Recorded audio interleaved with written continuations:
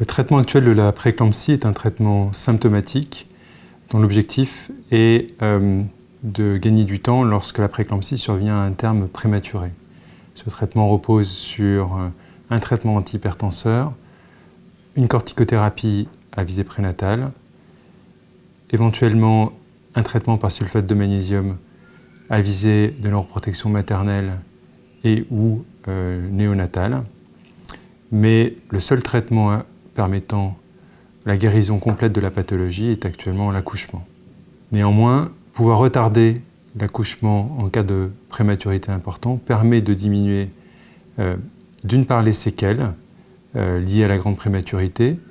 En effet, retarder d'une semaine la naissance d'un enfant extrêmement prématuré permet d'augmenter considérablement le taux de survie sans séquelles, en passant de 10% de survie sans séquelles à 24 semaines d'aménorrhée à 30% de survie sans séquelles à 25 semaines d'aménorrhée, sur la base de l'enquête EpiPage française en 2014. Prolonger la grossesse permet également de réduire les coûts liés à la prise en charge néonatale. Ces coûts sont considérables et il a été estimé qu'un nouveau-né qui naît à 25 semaines d'aménorrhée représente environ 200 000 $ de prise en charge aux États-Unis. Donc chaque semaine gagnée permet de diminuer ces coûts de façon importante. Aujourd'hui, de nouvelles approches thérapeutiques de la prééclampsie émergent, avec d'une part des approches qui consistent à éliminer des substances produites en excès dans la circulation maternelle, ce sont les techniques d'aphérèse ou d'épuration extra-rénale, et par ailleurs des techniques de thérapie ciblée sur les différentes voies de la physiopathologie de la prééclampsie que nous allons illustrer au cours de cette présentation. Ces différentes approches thérapeutiques reposent soit sur l'utilisation des statines, soit sur l'utilisation de l'antithrombine, soit sur l'utilisation de la relaxine humaine recombinante, soit sur l'utilisation d'anticorps anti-digoxine, soit sur des traitements dirigés contre la voie de signalisation des auto-anticorps anti-récepteurs l'angiotensine. Il existe actuellement plusieurs techniques d'aphérèse en voie de développement. Les techniques les plus utilisées actuellement concernent des techniques d'aphérèse non spécifiques qui reposent sur des propriétés de captation de molécules chargées positivement par des billes de cellulose chargées négativement. Ces techniques d'aphérèse non spécifiques sont utilisées en routine pour l'épuration de lipoprotéines chez les patients présentant une hypercholestérolémie familiale. Les propriétés de ces colonnes d'aphérèse ont été utilisées pour éliminer le SFLT1 de la circulation maternelle. En effet, l'équipe américaine de Boston, dirigée par le professeur Tadani, a montré que ces colonnes d'aphérèse avaient la capacité de fixer le SFLT1 et de diminuer la concentration de SFLT1 dans différents milieux.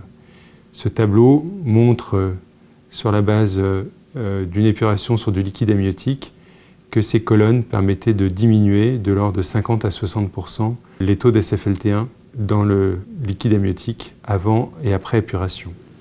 Plus récemment, l'équipe de Boston a rapporté une expérience plus importante des techniques d'aphérèse chez des femmes prééclamptiques qui ont notamment comparé les résultats de cette technique d'aphérèse par rapport à des patientes qui n'en bénéficiaient pas.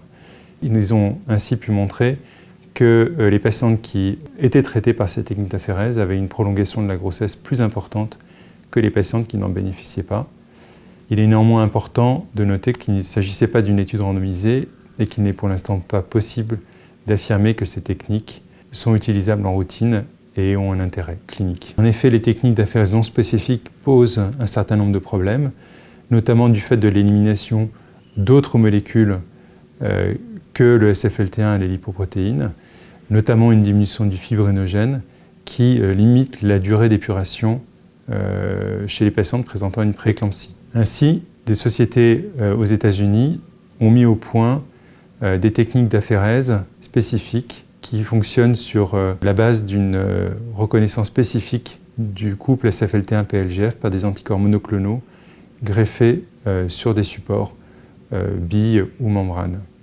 Ces techniques sont actuellement en cours de développement et n'ont pour l'instant pas été évaluées chez des patientes. Ce schéma illustre ce principe d'aphérèse spécifique. On voit dans la partie gauche, chez la femme prééclamptique, un excès de complexe SFLT1 couplé du PLGF dans la circulation maternelle. Lorsqu'on passe dans le système d'aphérèse, ce complexe SFLT1-PLGF va être fixé par des anticorps sur un support absorbant, permettant la réadministration chez la femme enceinte uniquement du PLGF libre et plus du complexe SFLT1-PLGF. Ces techniques sont actuellement en cours de développement et n'ont pas été validées en pratique clinique. Il reste donc une étape importante de validation chez la femme enceinte avant de pouvoir envisager une éventuelle application de ces traitements en routine. Les statines sont des molécules qui sont actuellement évaluées dans le traitement de la prééclampsie. En effet, ces médicaments présentent des propriétés intéressantes dans la physiopathologie de la prééclampsie et potentiellement intéressantes dans le traitement de cette pathologie. Au niveau des cellules endothéliales, elles permettent notamment d'augmenter l'expression et l'activité de facteurs vasodilatateurs comme l'AINOS, permettent d'augmenter la production de TPA, de diminuer la synthèse de radicaux libres oxydés, de diminuer la synthèse d'endothéline, de diminuer l'expression de cytokines pro-inflammatoires et de diminuer l'expression de protéines d'adhésion cellulaire.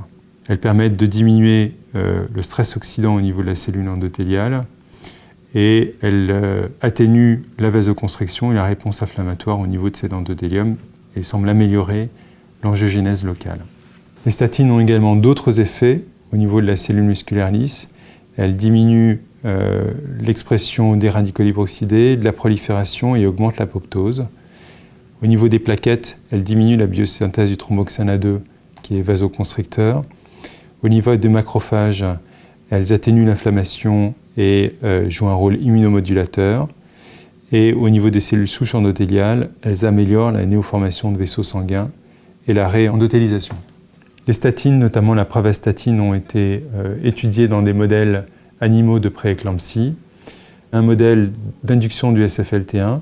Et dans ce modèle, ce qui a été montré, c'est une amélioration de la réactivité vasculaire. Un modèle chez lequel on injecte des auto-anticorps antirécepteurs à l'angiotensine 2. Et dans ce modèle, on notait une augmentation du VEGF et une restauration de la balance angiogénique, VEGF-SFLT1, une diminution des lésions glomérulaires et une diminution de l'hypersensibilité vasculaire à l'angiotensine 2. Et dans un troisième modèle, on transfectait le gène SFLT1.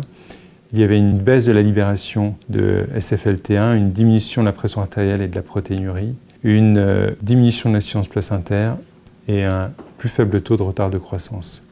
Les statines semblent donc intéressantes dans le traitement de la prééclampsie. Il reste maintenant plusieurs étapes importantes pour valider leur innocuité chez la femme enceinte et leur intérêt.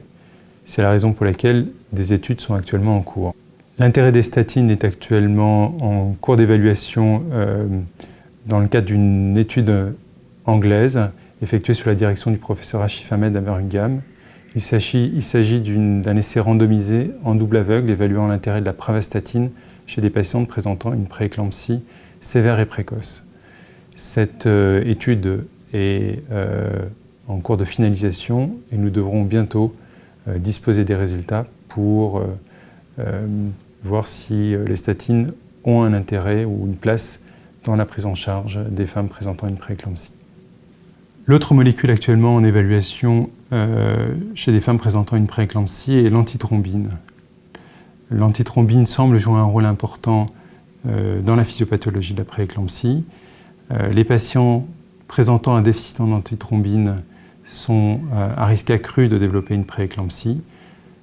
Les taux d'antithrombine sont diminués chez les femmes présentant une prééclampsie et l'antithrombine a des propriétés intéressantes dans la physiopathologie de la prééclampsie, notamment une diminution de la coagulation et des propriétés anti-inflammatoires.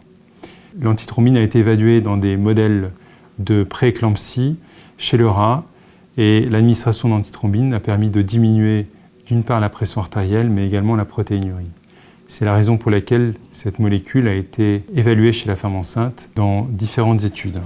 Une première étude a été effectuée chez la femme enceinte présentant une prééclampsie à évaluer l'intérêt de l'antithrombine. Il s'agissait d'un essai randomisé en double aveugle versus placebo.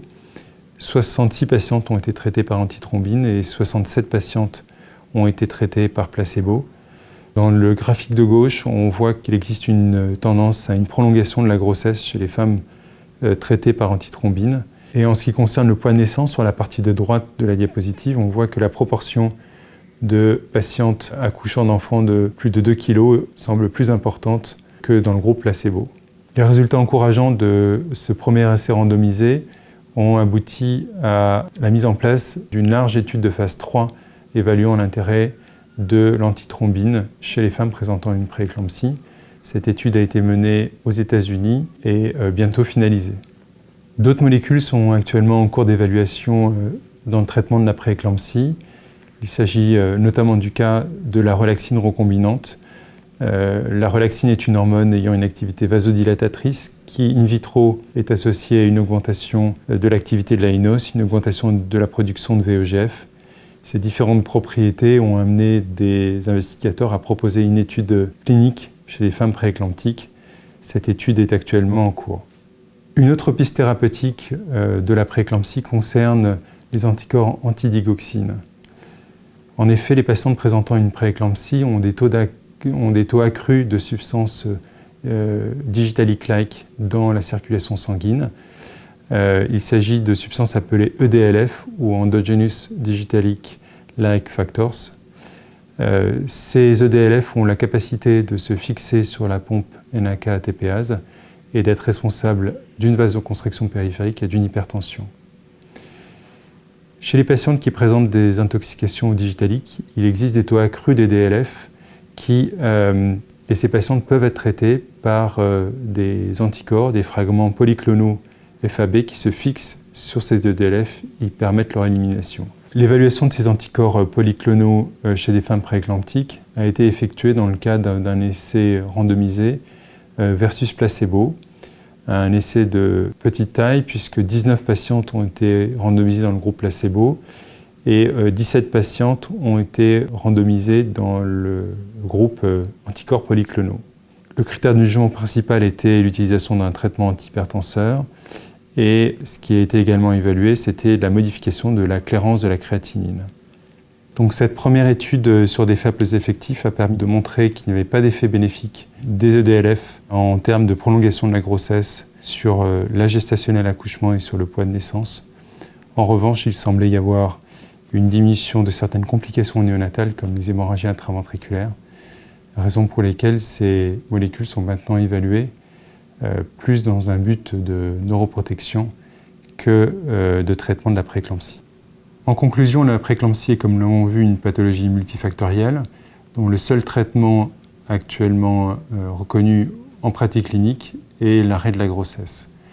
Néanmoins, plusieurs pistes thérapeutiques sont actuellement en développement, avec d'une part les techniques d'aphérèse qui consistent à éliminer des substances produites en excès par le placenta, et d'autre part des techniques médicamenteuses ciblées sur les voies physiopathologiques de la maladie.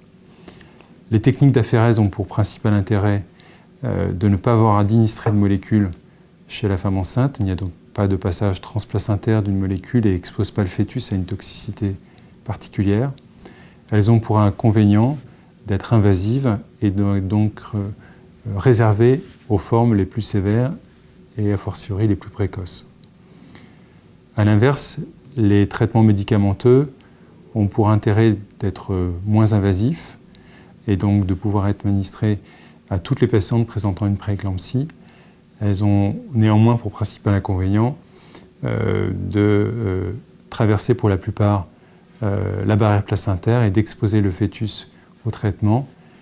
L'étape de développement est donc beaucoup plus importante et il est important de vérifier l'innocuité de ces molécules chez le fœtus avant de pouvoir envisager ces traitements chez la femme enceinte.